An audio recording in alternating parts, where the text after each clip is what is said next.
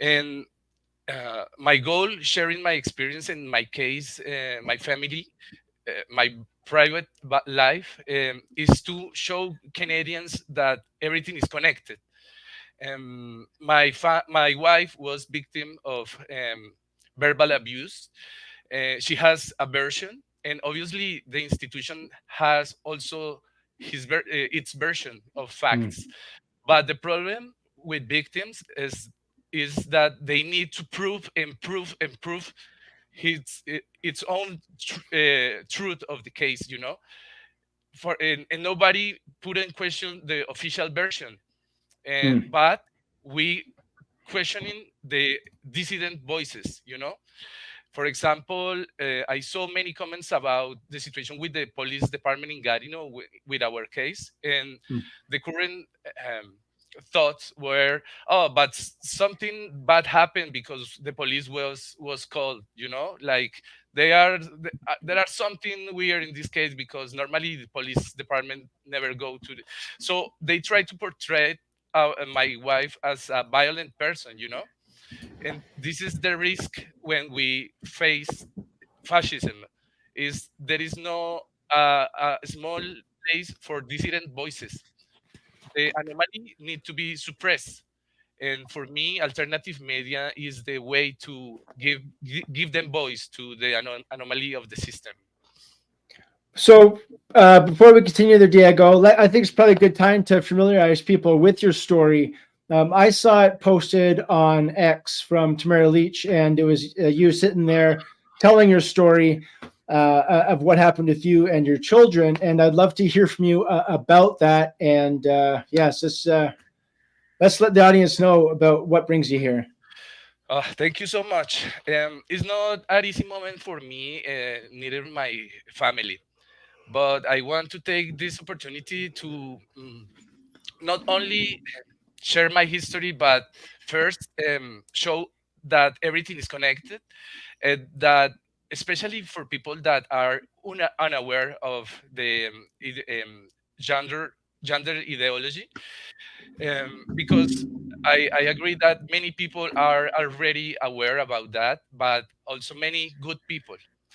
And um, other reflection that I had is, okay, we talk normally that the fascists are the institutions, but all bad things in history and humankind history is allowed by good people also. Last week with my family, we were witness of the change of many people that in the beginning we trust, and then because they are obedient and they need to um, keep their job, etc., they betray us and don't believe us and block us. Friends of my kids, their parents never block us from all groups. So I think it's the moment to start with a context. There is a official program in daycare that promotes books with kids. We love books in my family. I am a fan of books. I was with my father reading from my young age, and for me books are very important. um, so from early age my kids are related with books. um, we are with our kids in following their educational program, so we are always reading with them this kind of content. But the last one that we received immediately give us like a red flag. Mm, the book is a distortion of a beautiful history. Goldilocks and the Three Bears. Goldilocks and the Three Bears. Goldilocks. Yep. Is Goldilocks, yeah. So in French here we have it up boucle d'or, which is Boucle d'or. mhm, No, boucle d'or. And yeah. you can see that the subtlety of the name. This book is boucle d'or. No, the other is Yeah. boucle d'or. Book, But yeah. the distortion in that book is special, and I'll take more time maybe tomorrow with Jason. We can go especially in details.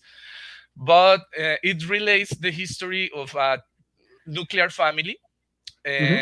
and that had a debate about dressing the kid like a girl. Oh wow. And the parent beer say always, no, no, no, you're a boy, you don't need to do that. Was repetitive. You cannot do it. You cannot do it. But finally, a bad wolf dressed like a red red riding little red riding hook. Riding hook. This is another history of Riding Hood. riding hood. Excuse me. Appears and tell directly to the kid, yes, you can do it. If you want, you can do it. So immediately overpass the decision of the father, and somebody can think, oh, you are exaggerated, it's only for it's innocent lecture for kids. Those were the arguments of the institution, no. We need to fight against stereotypes. And the discussion that my wife had with the director was in these terms. The director think that we are a cultural family with stereotypes, a family with cultural stereotypes about gender, um, and always the argument of authority. When Mm. the director talked with my wife, the first thing that she put on the table was, I have two master's degrees. This book is supported by science. Um, and I don't know, maybe you have another culture, another values. So we understand that. And for us, it's not question of values. Mm. Even I am not talking. I'm not talking about the fact the one kid wants to be dressed like a girl. I'm talking especially about parental authority Hmm. that is subtly Yep. Subtly. Yep. put in controversy, and so it was a surprise because we had two civic debates with two persons of the institution before the conversation with the director. And those discussions were tough, difficult, but always in a in a respectfully way, in a respected way.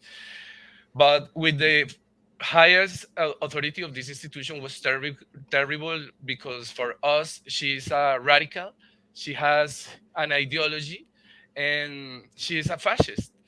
Mm. And the problem that I also I'm realized is the good people who were at that moment at that office, who were witnesses about all the kind of stuff that this lady screaming to my wife, go to take your antidepressants, your medication, get off of my office. um, there is a lot of things, and the details. I made a post in X relating everything, all the details. For us, it's not easy to remember that because because this discussion, my wife cannot sleep at night because she remembered that all stuff that was saying on that day. So, if people are following the story, we had a debate with the pedagogical counselor, with one director of the installation, but finally we had this tough discussion. Um, before all these attacks, my wife was very upset, but my wife is not a violent person. uh, so she wants an apologize at that moment. She asked for an Hmm. apologize, and the director said, "No, you have to go. I'll call the police." And happened like this. I My wife came to pick me up, and we returned to the daycare to talk with the police department of Gadino, two agents, and the director of installation, because the general director went out immediately and told us, "Okay, I'm waste all my time with you. You need to talk directly with them." Okay, and we did it. Um, and this is the point that I want to share. We s- I Me personally, I spoke with two agents of police about a book, about something without importance for the level of criminality that is in Gadino, especially the fentanyl crise. It's not a crime, I mean. So I talked directly to the eyes of these police agents, um, because it was another thing. Excuse me, because I remember the general director told to my wife that if she has this kind of preoccupations right now in at the daycare, she need to be prepared for war at school. Be prepared for war at school. So we are talking about war in a daycare in Quebec, only because we have questions about a book. So I replied to the police department very humiliated because I understand immediately that our rights were violated, and the police agent gave me a lecture about cultural issues and stereotypes. That he understand that we have different values, and I said it's not a question of values; it's a question of principles. And we don't have stereotypes because even we were victims of stereotypes from day one when we arrived to Canada. I have a lot of histories about stereotypes that I want to share, but not today, maybe because I understand we don't have a lot of time, but we were victims. We understand the power of stereotypes, and we are not this kind of people. So I finally told, I finally said to these two agents, you have also kids, your colleagues have kids.